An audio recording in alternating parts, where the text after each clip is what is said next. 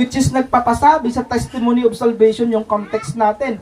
Being born of God, merong testimony ng salvation. Ano yung testimony ng salvation? Bilang mga ipinanganak muli, ano po yon? Yun po yung eternal life po mga kapatid, okay? Ang pinaka-summarize ng topic natin last is yung testimony ng kaligtasan. Yung testimony ng kaligtasan bilang mga born of God is yung eternal life. At yung eternal life po mga kapatid, bilang mga mananampalataya, nagwo-work po sa atin, hindi lang po internal, pati rin po external. That's why yung testimony natin, magiging testimony rin sa mga brothers and sisters na tayo iniligtas ng Diyos sa pamamagitan ng pananampalataya natin sa kanyang anak na si Jesucristo na nagtubos at namatay in our behalf. Now, verse 13, ito yung sinabi ni John ulit. Gisulat ko ni sa inyo, isinulat ko po to mga kapatid, I write these things to you who believe. Saan niya po sinulat? Yung kanyang epistle? Yeah, isinulat niya po to sa mga mananampalataya who believe. Hindi po sa mga, hindi po para sa lahat po. Sa mga mananampalataya, sinabi niya, mga Christian yung sinabihan niya nito. Anong purpose ng pagkasabi niya? I write these things to you who believe in the name of the Son, si Jesus po, in the name of the Son of God, that you may know. Dito kayo mag-stop. That you may know.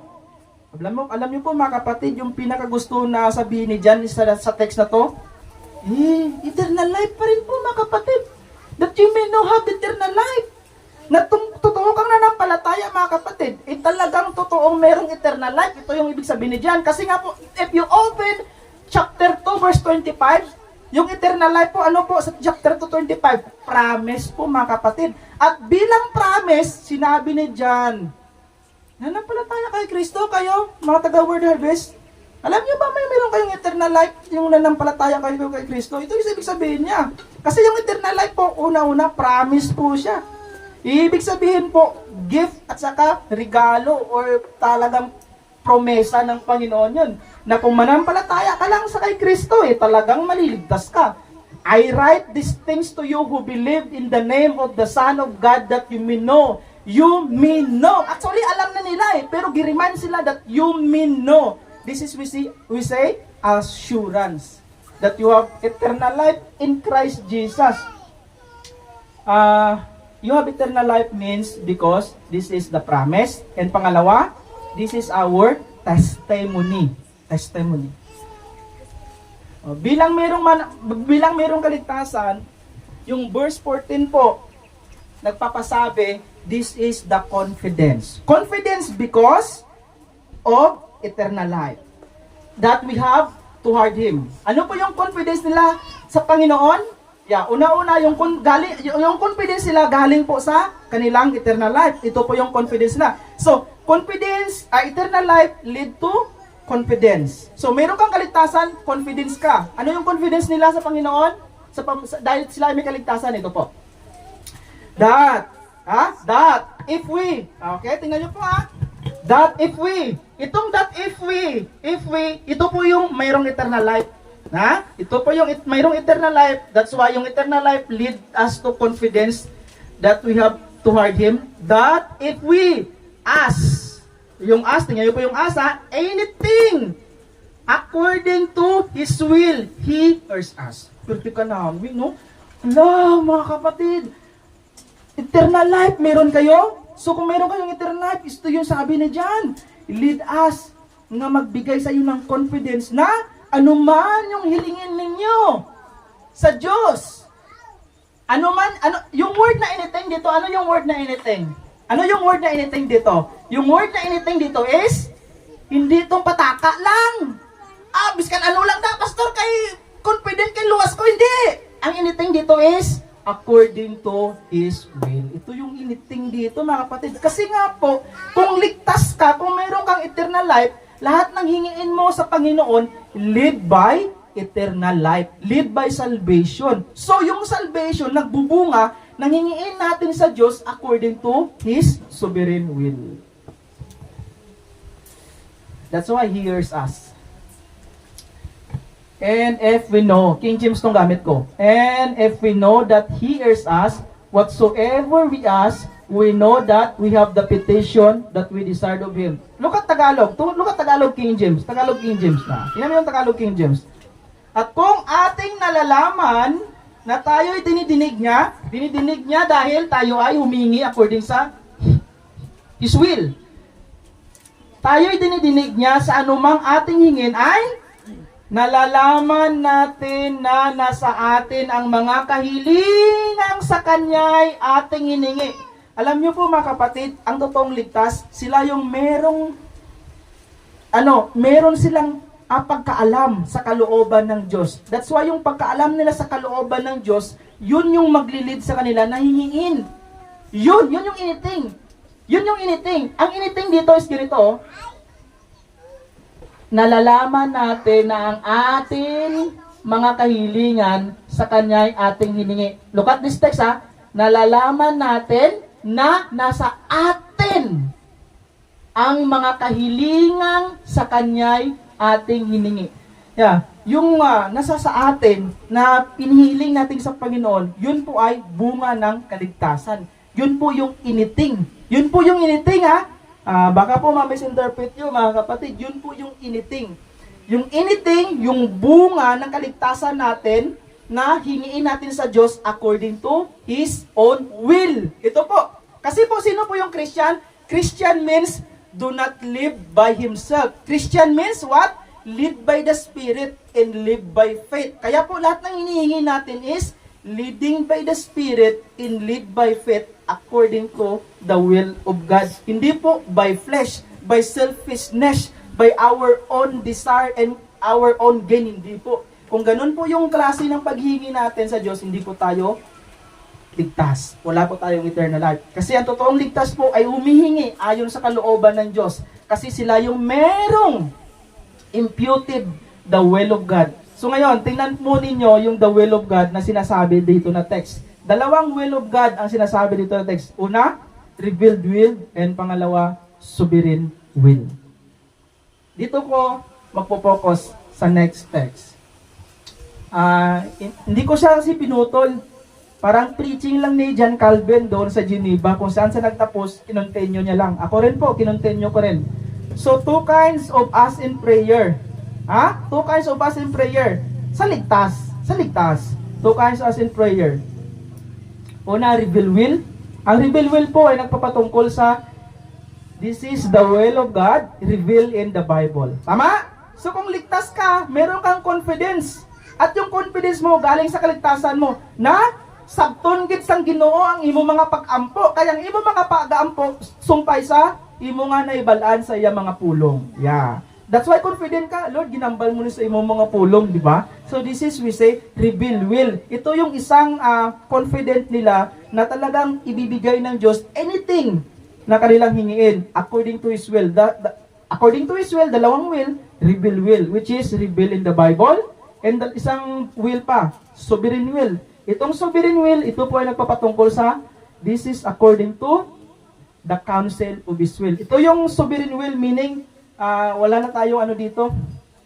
Hindi na natin ito kailangan pakialaman. Ito po ay secret will ng Panginoon. Nasa plano niya na to, nasa decree niya na to. At hindi na natin to ma-resist or iyan na nga control. Sa kanyang control, iyan na nga pagbuot po ito na will.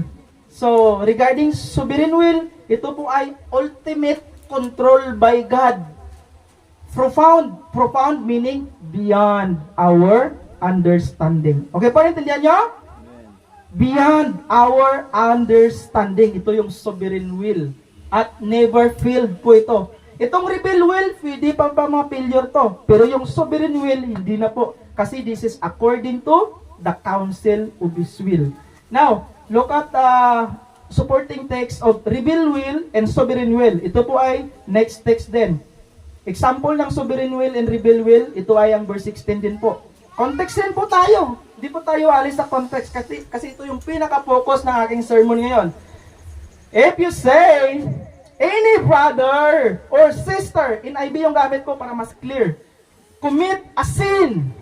Any brother or sister committing a sin that does not lead to death. Ay mga kapatid, mayroon palang kasalanan na hindi hantong sa kamatayan.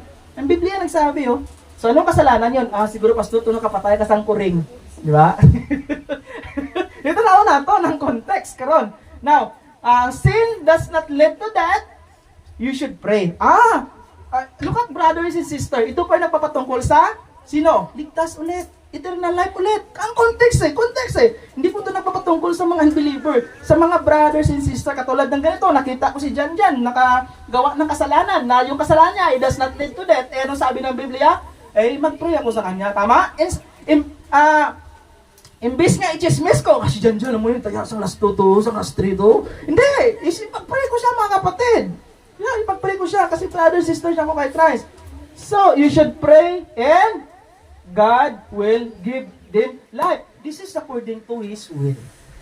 This is revealed will in the Bible na ipag-pray po talaga natin. Saan ito makikita na text? Open your Bible sa James chapter 5 na you need to confess your sin and pray each other. So, biblical. So, ito yung revealed will that if you say your brothers and sisters, nakita mo yung mga brothers and sisters nga nakahimo sa sala, nga hindi yan ito ng kamatayan, you should pray.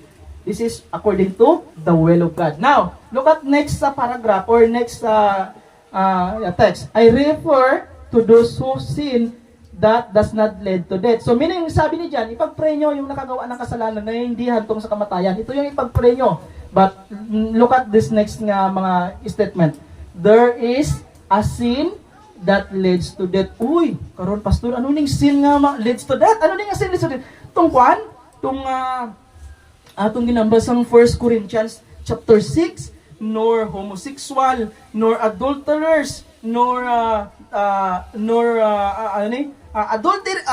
idolaters, can't inherit the kingdom of God. Ito po ba sila? Tingnan natin yan mamaya, mga kapatid. So, there's a sin that leads to death. Itong mga nangawat, pastor, kay brutal na salan, nangawat ka. Oh, really? Ikaw, ay ka nangawat? Why, pastor, pero nakupit ka. Piso lang, pastor. Kawat niya po, di ba? So, taho natin, I am not saying that, pastor, itong adulterous, pastor, amugin ng mga paimpirno, amugin ng mga patay. Ikaw, why ko adulterous, pastor, pero, pilaw yan mo, 3 lang, same lang yan po. So, ano to siya nga sala karon? Tanaw na to na karon. So, I am not saying that you should pray about that. So, anong mali dyan? Hindi nyo pag-pray. Ito nakaimusang sala nga, hantong ng kamatayan. Talaga? Sabi ng Biblia eh. This is not, dito natin ma-question, yun yung sabi ng Biblia. Pero yung sin that leads to death, hindi po to sa understanding nyo na ano itong sala, hindi po. Ang Biblia po magsasabi ng kung ano yung sala. Nga bakit hindi natin ipag-pray yung ganong kasalanan na hantong sa kamatayan? Ito yung sovereign will ng Panginoon. Hindi natin maka-question yun. At tingnan natin kung ano yung nakasalanan mamaya. King James, yung sin na sinabi kanina, a sin, di ba? Which is not unto death, he shall ask and he shall give him life. So, shall he give life? Meaning, this is we say, the will of God. That sin not unto death, there is a sin unto death. I do not say that we shall pray for it. Ang bala dyan, di yung pag-pray to. E tanaw natin kung sino to sila. Verse 17. All wrongdoing is sin. Tingnan nyo, tapos ng istorya, Dre, all wrongdoing is sin. Meaning, magamay man nga sala, o dako man nga sala siya. Pero ano ang sala, pastor, nga hantong sa kamatayan, at ano yung kasalanan na ipagpipray namin na siya ay patawarin ng Diyos? Yun yung question, di ba? Yun yung question. All wrongdoing is sin. But, there is sin that does not lead to death. Yun yung tingnan natin mamaya. Now, balikan muna natin yung revealed will sa sovereign will. Revealed will means, ito po, example ng revealed will. Pray to the brothers who commit sin which does not lead to death. Ito yung revealed will kasi ang Biblia mismo nagsabi ng ganyan. And ang sovereign will ulit na revealed by the scripture pa rin, ano daw? Do not pray those who commit sin that leads to death. Hindi na natin pagtandugon eh. Kaya mo niyang sovereignty. So hindi ka mo magbutang-butang sa inyong mind kung ano tong sala. Banta kung siguro tong nakapatay, siguro tong sala ba. Karon tanaw nato ng Biblia. Ano tong Biblia? Dito bahagi mo sa aton, okay? Tanggalon yung inyong kagalingon yung understanding. Ayaw, you commit yourself to the Bible permente. So, revealed will example niya, pray to the brothers who commit sin, and sovereign will sa Ginoo, why nakita may mudri, amo niya according to the counsel of His will, do not pray. So, karon ano tong sala ang leads to death and ano tong sala ang does not leads to death? Pero tanawan na natin ang Biblia. Ang Biblia nagsasabi patungkol sa dalawang kasalanan. Mayroong two kinds of sin. Una, this is we say original sin or inherited sin. Singular. Saan po galing to? Saan po galing original sin natin? Yan. Doon yung makikita kung ano yung kasalanan that leads to death. At pangalawang kasalanan, willful sin or intentional sin, plural. Meaning, ito po ay plural. Lahat ng kasalanan na sinabi kanina sa verse 17, yun po yung sinabi niya. So, anong kasalanan ang hantong sa kamatayan? Willful sin ba or original sin? Tingnan natin mamaya. Original sin leads to death. Pastor, paano mo nasabi yan? Yung Biblia magsasabi. Mamaya. Willful sin not leads to death. But, originally, ang willful sin galing sa original sin. Pero, ang kasalanan na hantong sa kamatayan is yung past sin, yung original sin, yung first sin, disobedience ng ating ninuno, Adam and Eve. Pastor, paano mo masasabi yan? Tingnan natin ang original sin. Bakit ito ay hantong sa kamatayan? Balikan natin. But of the tree of the knowledge of good and evil. Ito yung ano ng Panginoon, ito yung utos ng Panginoon. Pwede nyo kanon tanan. Pero hindi nyo pagkanon ng isa na ginapagbabawal ko, itong forbidden fruit. Which is yung fruit na yun is sumpay sa the tree of the knowledge of good and evil. You shall not eat. Yeah? You shall not eat. This is the commandments. Hindi nyo paghimuon. Mismo ang Ginoo nagambal. You shall not eat. Why? For in the day that you eat of it, you shall surely, hindi lang ulango, surely die. Hindi lang ulango, tana. Once nga kanon niya na, kuya nagambay ko, ilonggo pa, kuya, tanduga lang da, tandugon mo ya, malupok agad, tandugon mo, stay na. Pagka noon niya na patay ka mo, patay ka sila, Maigson. Why? Una-una na patay sila sa spiritual. Pangalawa, patay sila sa physical. Pero hindi instant ang pagpatay sa physical. Kaya nga man, ano ang promise ng Ginoo kay Adam kag Eve? Immortal, why kamatayon. So tong ang Ginoo nag-warning, hindi ka pagkana kay mapatay ka mo, pero gikaon nila automatically napatay sila sa spiritual kay nga man nabuksan ng ilang una-una. Pangalawa, mapatay sila physical kay nga man tong pagka-immortality wala na. So ang Ginoo wala ginagtinikal, patay gid ka mo. So means patay gid sila. Why gid sila nagdugay? Pero ang original na creation sang Dios, why ka matayon? Pero sa tong time nga gikaon nila disobey God, patay gid sila. Nga mo nga nag-abot ang edad sang may pag 800, 900. Of course, dugay, pero mapatay gid. So, tungkol ginagkama sa Biblia, patay gid sila. Una-una, spiritual. And pangalawa, physical death. Patay gid sila. Yeah. This is the first sin, which is the original sin. Or past sin. Look at chapter 3. And she also gave some to her husband. Pagkaon niya, at kaya, love, testing yun doon, na-meet ba? Then, ginatagya sa iyang habana. And, her husband, who was with her, instead nga ang husband niya tani, ang magsaway sa iya. Pero, na-meet out, testingan ta. Then, he ate. So, dalawa sila. Ang mga ambal ni Paul sa Timothy, ang pinakarason niya hindi pwede magtindog ang babae ito bang? Kasi lagi ginalinan niya. Hindi, joke lang.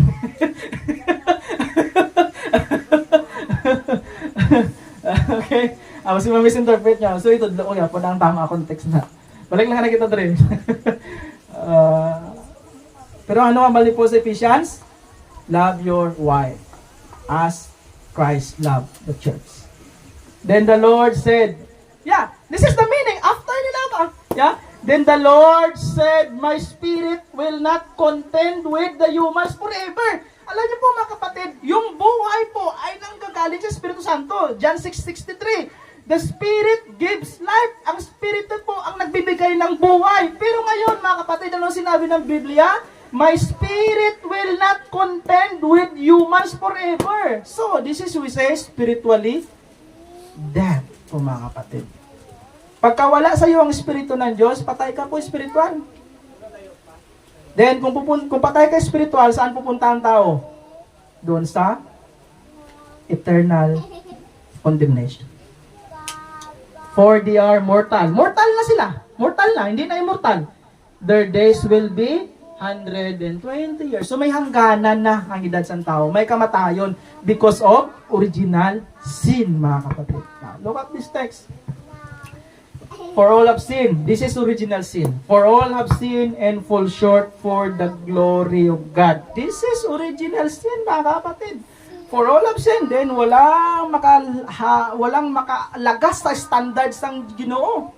Tungod kaya ang lahat po ay nagkasala at pupunta sa kamatayan.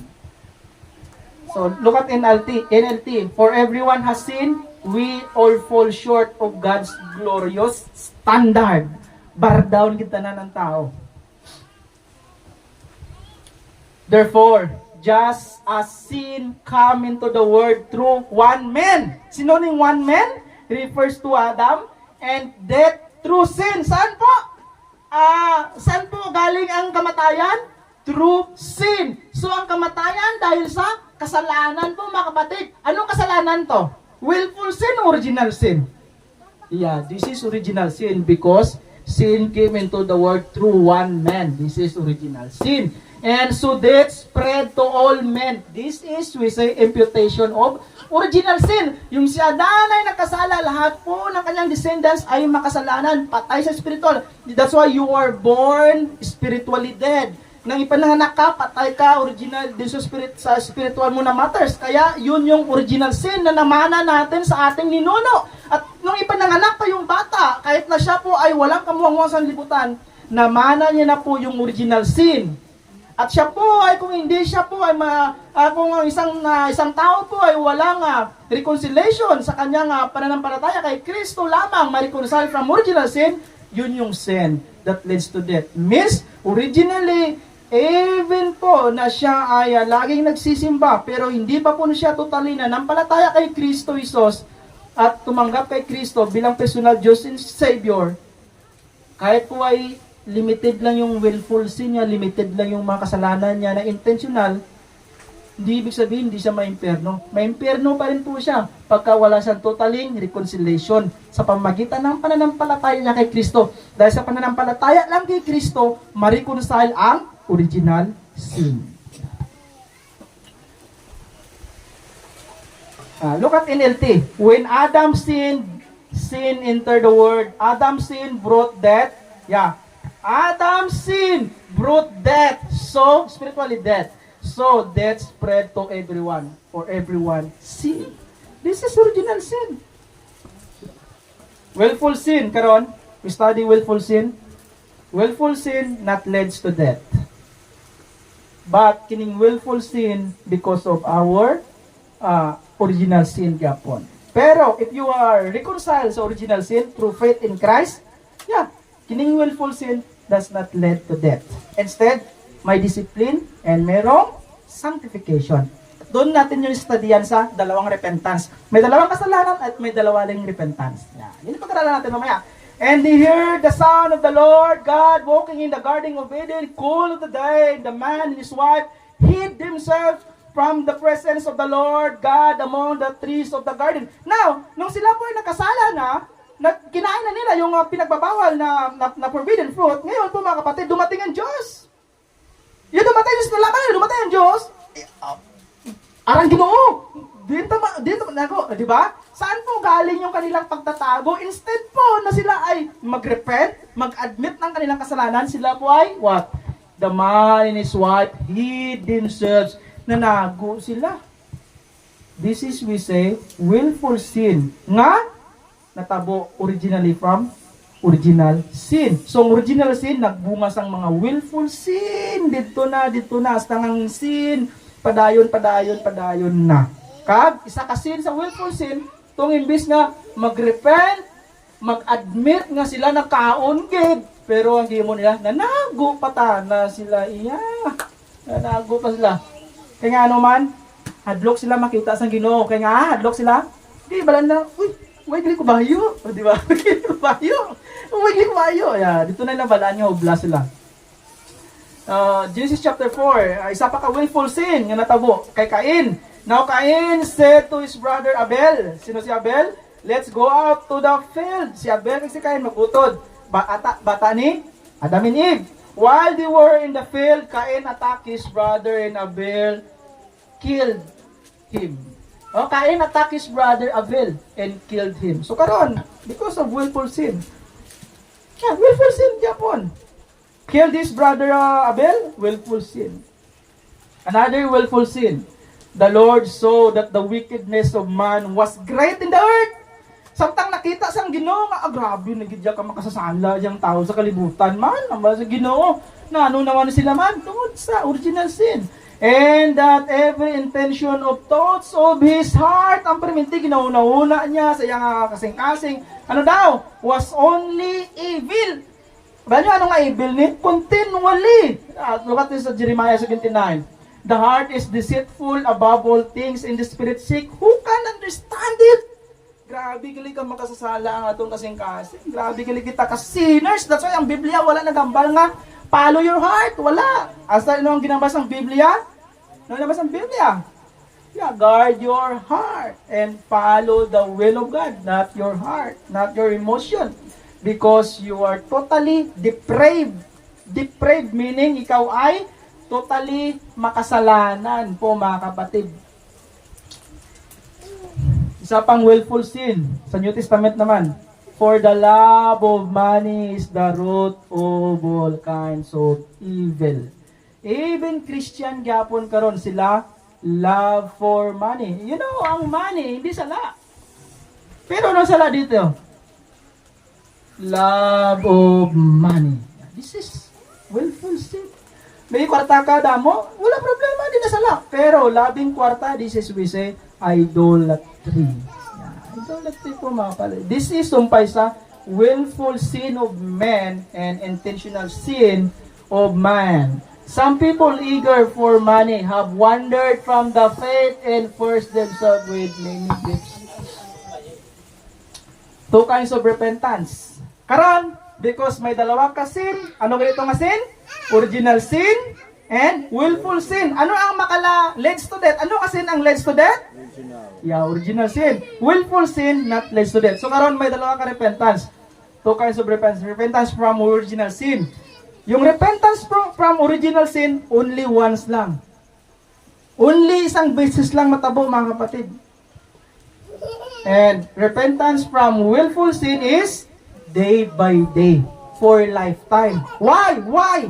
Because ang repentance from original sin is for salvation. So isang beses lang. And ang repentance for willful sin is for sanctification, mga kapatid. Amen. Pastor, how to repent from original sin para maluwas? Tingnan natin ang Biblia. So, tingnan muna natin ang repentance from original sin. Isaiah 44:22. I have swept away your offenses like a cloud, your sins like the morning mist. Return to me, for I have redeemed you. Now mga kapatid, sino po ang nag-sweep ng ating kasalanan? Sino po yung namatay para sa ating kasalanan? Si Christ po mga kapatid. Siya po yung gumawa ng paraan para tayo ay mapatawad sa ating mga kasalanan. So anong sinabi ng Biblia? Return to me, for I have redeemed you. Return to Christ because Christ died for you. Return to God through believe in His Son. So repentance from original sin means to return to God by believing in Christ Jesus. Yeah, this is repentance from original sin. Repentance from original sin means return to God through believing in His only Son who died for you. 1 John 5:13, that's why I write these things to you, that who you may believe in the Son of God, you have eternal life. So, repentance from original sin is return to God by believing only in His Son who died for your sins. Palakpakin niyo ang Ginoo mga kapatid. This is repentance from original sin. Now look at this text. NLT, I have swept away your sins like a cloud. I have scattered your offenses in the morning. So return to me. Why? For I have paid the price to set you free. Wapo kayong Biblia. Return to God means by believing in His Son. Yeah, here, look at another text. And saying the time is fulfilled in the kingdom of God is at hand, repent and believe the gospel. Sino ang gospel?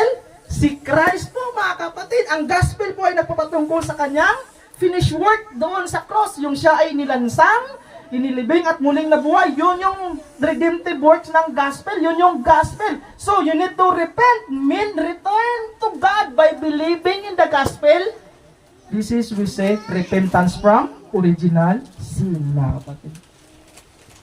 Matthew chapter 4 verse 17, from the time Jesus began to preach, si Christ, ang iyang first preaching sa ministry niya is, repent, for the kingdom of heaven is at hand. Repent means return to God, so that your sin may swept away. So how to return to God? Through believing in His Son. Yeah. When they heard these things, they fell silent and they glorify God, saying, then to the Gentiles also what? God has granted repentance. Ano nga repentance na? Repentance that leads to life. This is repentance from original sin. Repentance that leads to life means return to God by believing Christ, because Christ only give you life. Repent then and turn to God. This is the repentance. Repentance means return to God. Means by obedience, by disobedience to obedience. This is repentance. Turn to God through believing in His Son. Now, repent there in King James ang gigamit ko dire. Regarding sa return to God ba? Sa King James, anong ginamba sa King James? Repent ye, therefore, and be converted. Converted ang ginamba sa King James. Converted means you are belong sa family of God. So to you are from the devil, now you are belong to the family of God. You means you are saved, you have eternal life. This is we say converted. So how? Pinagi sa return to God by believing Christ. Now, that your sins may be blotted out. Blotted out. Only in Christ lang maka-wash our sins, not by our works. That's why salvation is gracia. That's why salvation is gracia. Look at this text. And all the residents of Lydda and Sharon saw him, and they turned to the Lord. Si Peter, during sa iyang milagro, pinagi sa milagro, ang makatawan, return to God. So this is the meaning of return or repent. Truly I say to you, whoever hears my word, believes Him. Sino ning Him? Who sent me? Believes Him who sent me. Si Jesus ba? Which is nag-talk about sa kay our Father God. Believes Him who sent me has eternal life. He does not come into judgment, but has passed from death to life. So, pass from death to life. Itong death po, ano po ito na death? Death of original sin. So, by believing only Christ, you may pass original sin, which is death, then you have eternal life. This is repentance from original sin. Karon, repentance from willful sins. Ano kanyang repentance from willful sin? For ano siya? For sanctification. Meaning, sa pagpababanal. So, tingnan natin, yung Revelations 3. Yung Revelations 3 tumutukoy sa 7 churches sa Asia Minor, which is mga Christian sila. Pero kahit Christian sila, meron pa rin mga willful sin, meron pa rin mga intentional sin. So, kahit Christian ka na pala, makagawa ka pa rin ng kasalanan. Pero, yung kasalanan mo is, hindi hantong sa kamatayan. Okay? Hindi hantong sa kamatayan. Only ang past sin at ang original sin lang hantong sa kamatayan. Pero willful sin, hindi hantong sa kamatayan. Pero kailangan pa rin ng repentance. At yun yung repentance for sanctification. So tingnan natin. Those whom I love, I rebuke. Sino ang palangga sa Ginoo? Iya nga chosen people. Iya nga mga elect. Iya nga mga remnant. Those who have eternal life. This is whom I love. Alam niyo po mga kapatid, sabi nila, God's love everybody. I think wala yan sa Biblia. Show me in the Bible, God's love everybody. Show me. 7 years I study theology. More than 7 years I study theology. Maliban sa ako niya ginistudian sa ako niya nga natapusan sa BIP, Master Theology, in my personal study, I never one text sa Biblia nagamba nga God's love everybody. Wala. Only ang ginamba niya, God's love the world.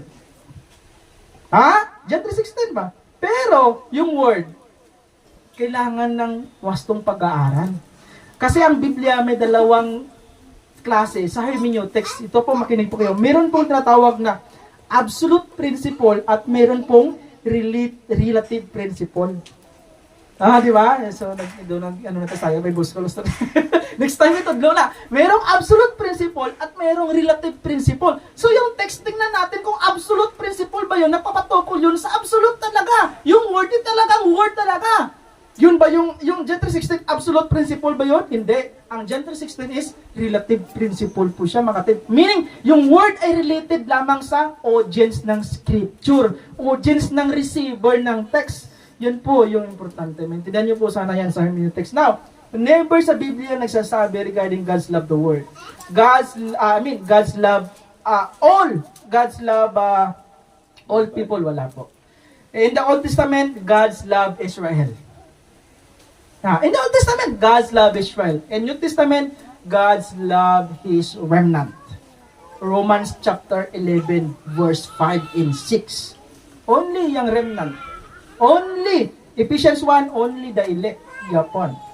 Pero mga kapatid, God's not love everybody ba? Ito yung gusto ko maintindihan. God's love everybody pa rin. Ilan nyo?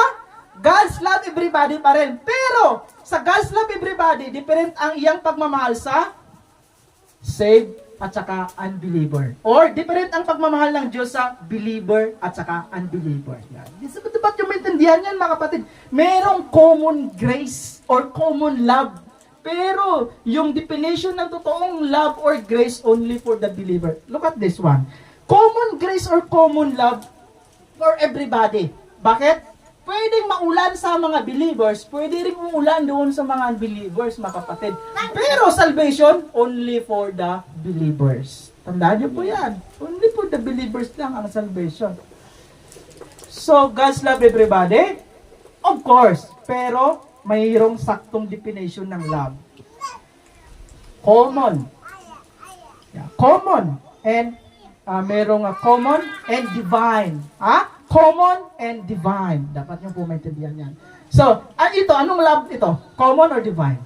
Divine love. Yeah. Those whom I love. Why? Why divine love? Because I rebuke in discipline. Unbeliever, they rebuke or discipline, no? Pagusto sila yayo mo sa laya. Why ito namin magkuhan sa ilaya? Pero kung tinuod ka nga anak sang Diyos, you are disciplined by God and you are rebuked by God. So kung ikaw po ay tinuturuan or dinisiplina ng Diyos sa pamagitan ng kanyang salita, magpasalamat po kayo dahil belong kayo sa divine love of God. Ako minsan, nasasaktan ako pag sinabihan ako ng aking professor na, sa'yo pi mong understanding.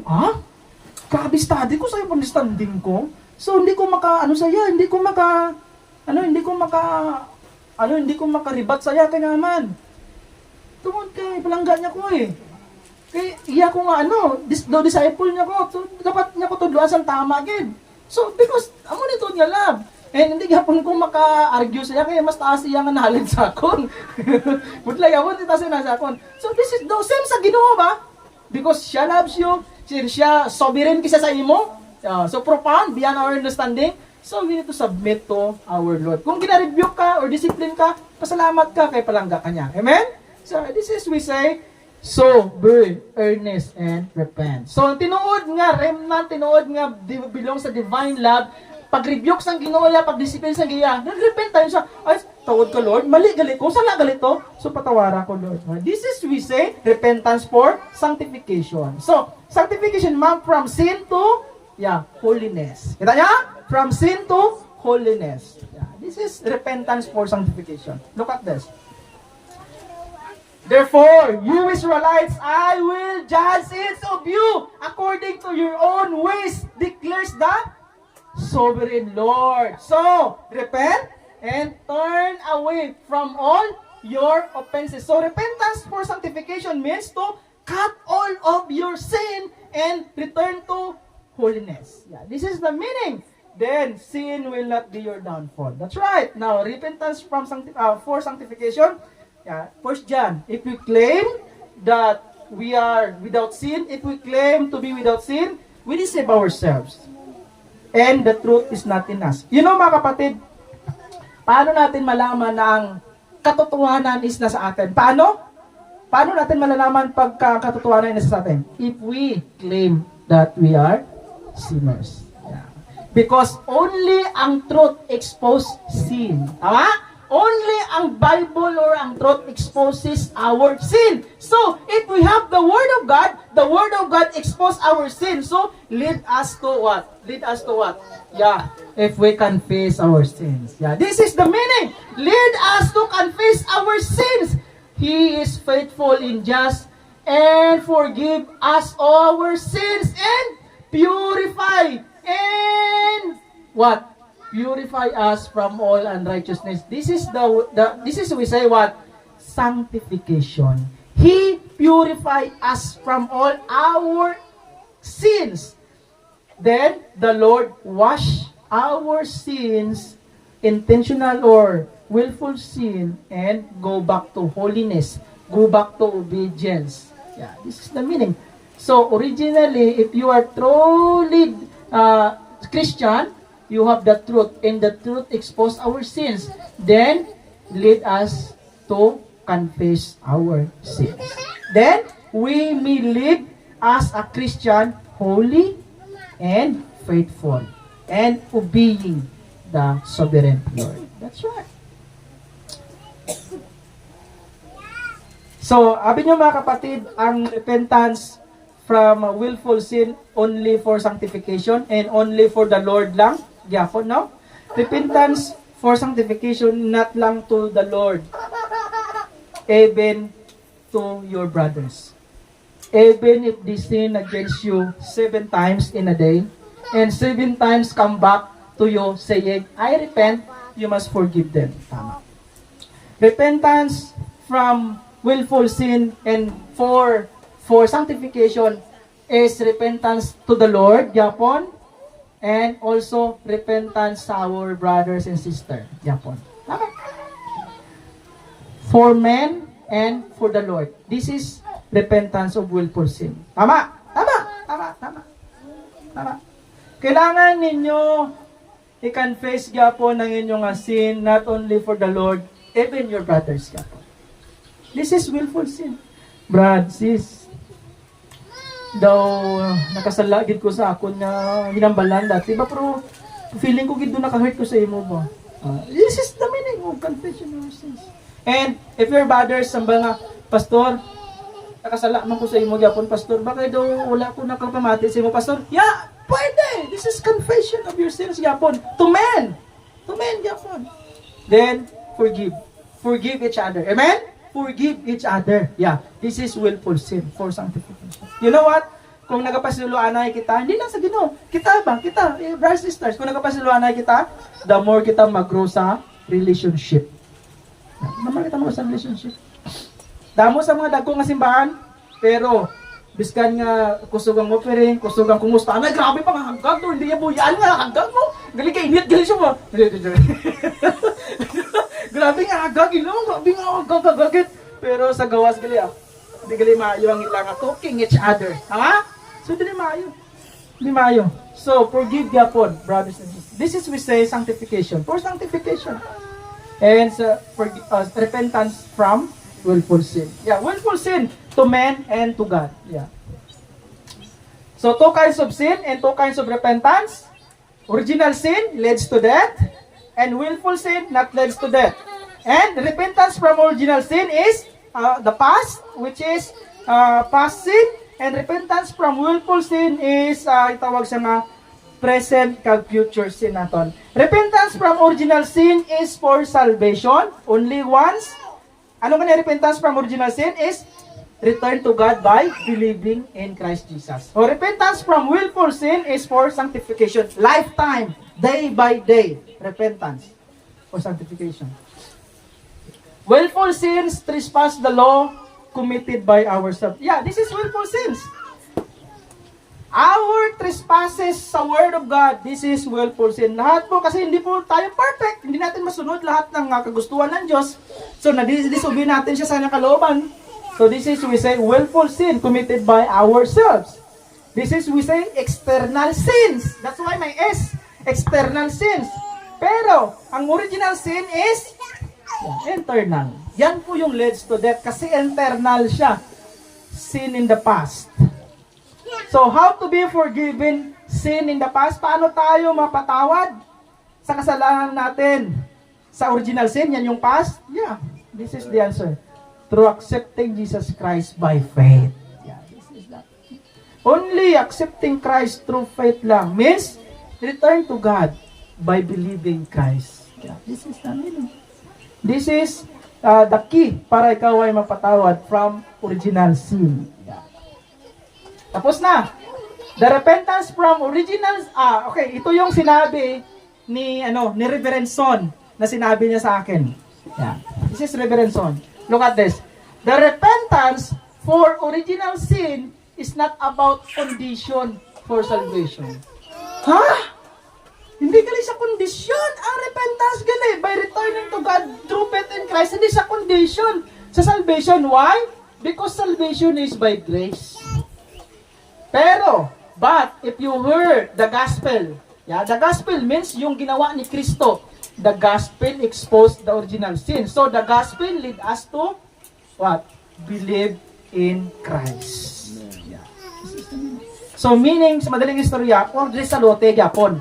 Regeneration preceded faith and repentance. Sa madaling salita po, ikaw ay na-born of God hindi dahil nanampalataya ka.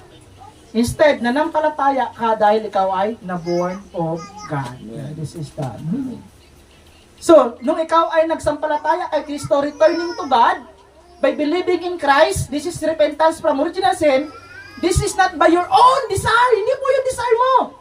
Ito yung mystery ng gospel that ang Panginoon yung nag-work sa'yo para manampalataya sa kay Kristo. Saan po na bersikulo yan? Open your Bible, John chapter 6, verse 29. This is the work of God that you believe in Christ. Sino daw ang nag-work para ikaw mananampalataya? Ang Diyos po, mga kapatid. So, nung ikaw ay nanampalataya kay Kristo para maligtas, pasalamatan mo ang Diyos dahil nag-ubra na siya sa imo. Okay? Nag-ubra na siya sa imo. So, kung ginubrahan ka nga pinagi sa starting sang repentance and belief, tapuson niya na hangtod sa second coming. So, never madula ang imo nga salvation. So, ari ang ginimo ko. Since repentance is not the condition of salvation, instead, bunga siya sang regeneration, repentance from original sin is for salvation. So, this is we say, return to God by believing in Jesus Christ for salvation. This is my own statement. Tungod kay bunga gali siya, so karon pag balik loob mo sa Diyos sa pamamagitan ng pananampalataya mo kay Kristo, yun po ay tinarabaho ng Diyos. Yeah, this is the meaning. Tandaan niyo po, hindi po kondisyon yun. Yun po ay will of God. Yeah, will of God.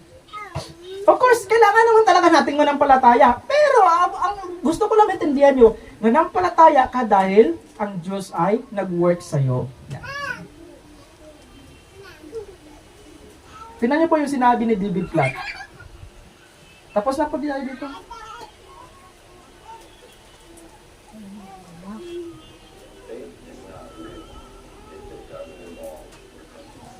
Tingnan niyo po Tingnan mo sinabi niya, faith is not real if does not involve repentance.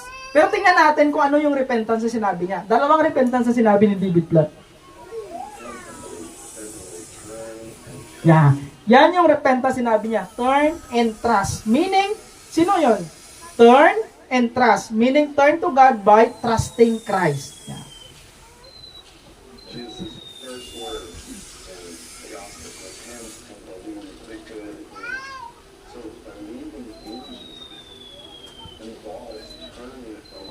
That's right. Our son.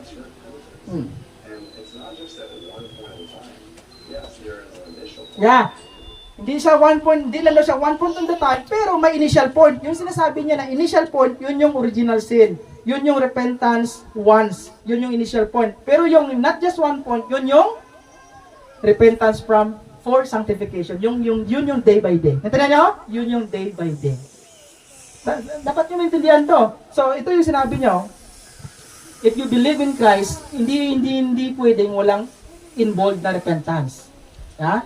Kasi by believing in Christ, involved yung repentance. Means, from turning our believing in ourselves, nga maluwas kita by works. Yeah, that is original repentance. Now, ang sinasabi niya na initial point na repentance, yun yung repentance from original sin, which is by turning to God through believing in Christ. Yeah, once lang yun. Pero yung sinasabi niya na repentance na day by day, yun yung sanctification. Yun yung araw-araw na hingian natin ng pagpatawad sa Diyos sa ating mga kasalanan. Then tayo ay linisin niya at papuntahin niya sa kanyang, sa kanyang kabanalan. Yeah, this is the meaning.